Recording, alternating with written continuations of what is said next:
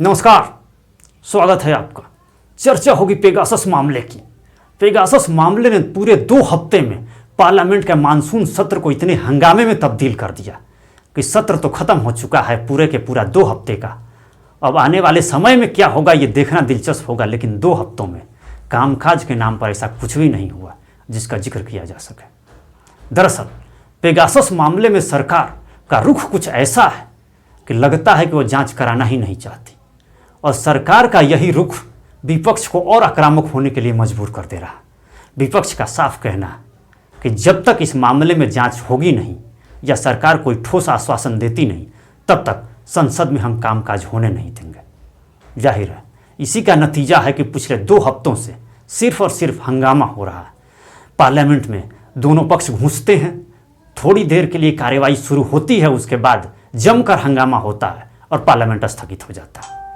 तो क्या इस तरीके से घटनाएं होती रहेंगी? क्या पार्लियामेंट में जितने भी बिल हैं पारित होने का जो मंसूबा बना रखा था सरकार ने, वो सब हंगामे की भेंट चढ़ जाएंगे? आखिर हंगामा होते रहना सरकार की मजबूरी क्यों है इसको झेलते रहना? सरकार चाहे तो जांच कमेटी का आश्वासन देकर विपक्ष को शांत कर सकती है, लेकिन सरकार के रुख से ऐसा लगता नहीं कि वो जांच का ऐलान करने वाली है, क्योंकि हर बार सरकार का रुख सिर्फ यही रहा है कि नहीं जी, मामले में कुछ ऐसा है ही नहीं तो फिर जांच का मसला क्या? ये तो सिर्फ और सिर्फ अंतर्राष्ट्रीय साजिश है। विपक्ष साजिश का मोहरा बन रहा है।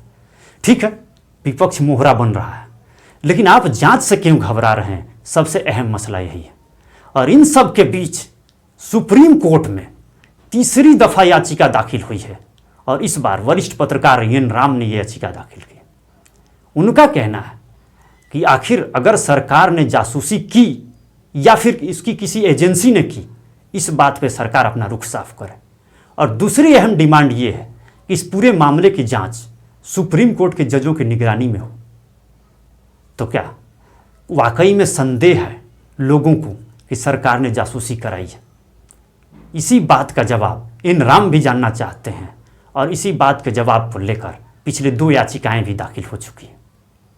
हालांकि अच्छी बात है कि तीनों याचिकाओं के बाद अब अगले हफ्ते से सुप्रीम कोर्ट इस मामले में सुनवाई करेगा। तो क्या माना जाए कि सरकार को अब आदेश देगा सुप्रीम कोर्ट की इस मामले में जांच का ऐलान कीजिए, या खुद ही सुप्रीम कोर्ट जांच का ऐलान करेगा? देखना यह दिलचस्प होगा। लेकिन इस पूरे मामले में सरकार का रुख ऐसा लगता है कि पूरी तरीके से बैकफुट पर है। सिर्फ और सिर्फ सफाई पेश कर रही है, लेकिन जांच पर कोई बात नहीं कर रही।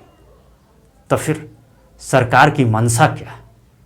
क्या वाकई में जांच नहीं कराना चाहती सरकार? अगर नहीं कराना चाहती तो इससे यही साबित होता है, और इससे लोगों के दिमाग में यही संदेह जाता है कि कहीं ना कहीं जासूसी से भरा कुछ ना कुछ घटना तो हुई है। आखिर बचने की वजह क्या?